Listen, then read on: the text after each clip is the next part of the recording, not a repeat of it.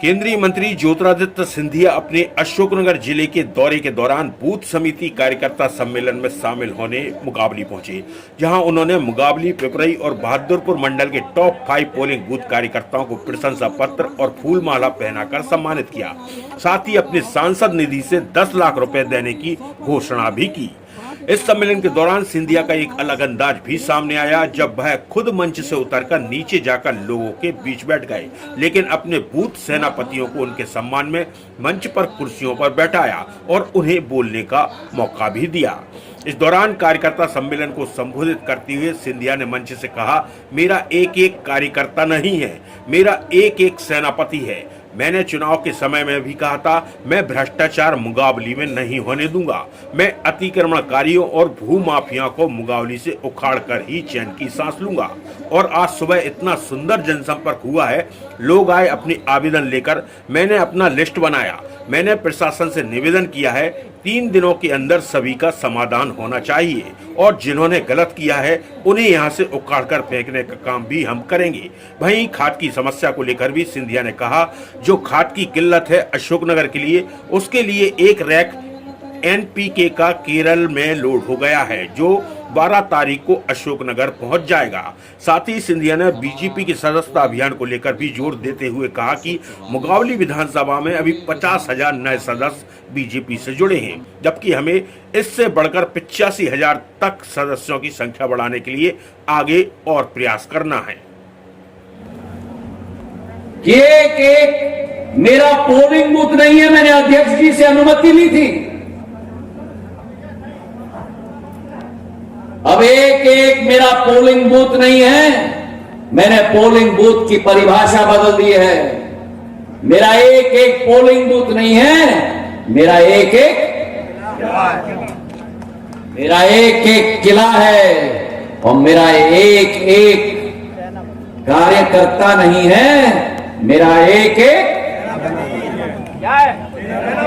क्या है? सेनापति। पीछे से क्या है? सेनापति। बबलो बोलो, पीछे से क्या है? सेनापति है। क्यों? क्योंकि आप और हम मां भारती के सैनिक हैं। हमारे पार्टी के संस्थापकों ने दी कि आपकी हर मांग, आपकी हर कठिनाई, मैंने चुनाव के समय में भी कहा था, मैं भ्रष्टाचार मुंगावली में नहीं होने दूंगा। मैं अतिक्रमण और भूमाफिया को मुंगावली से उखाड़ के फेंक कर ही चैन की सांस लूंगा। और आज सुबह इतना सुंदर जनसंपर्क हुआ है, लोग आए अपने आवेदन लेकर, मैंने अपने आप लिस्ट बनाया है और मैंने प्रशासन से निवेदन किया है, 3 दिन के अंदर सभी का समाधान होना चाहिए और जिन्होंने गलत किया है उनको उखाड़ के यहां से फेंकने का है हमको, मेरे भाइयों। आज सबसे बड़ी मांग मुंगावली में, इस समूचे क्षेत्र में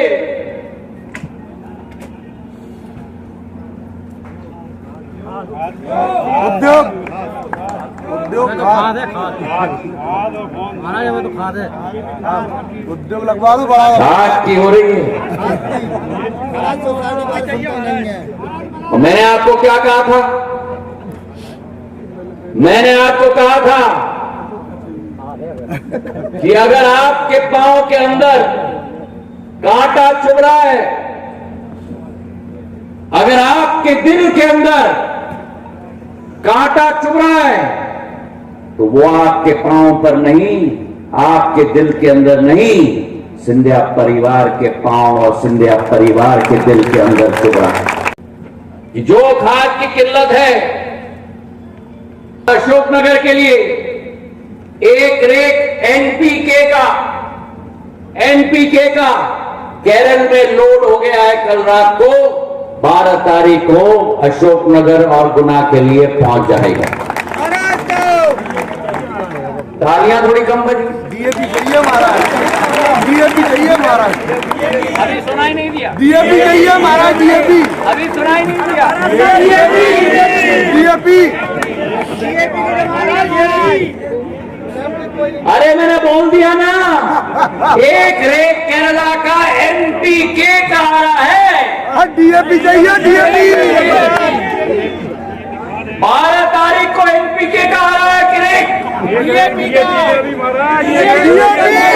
डीएपी,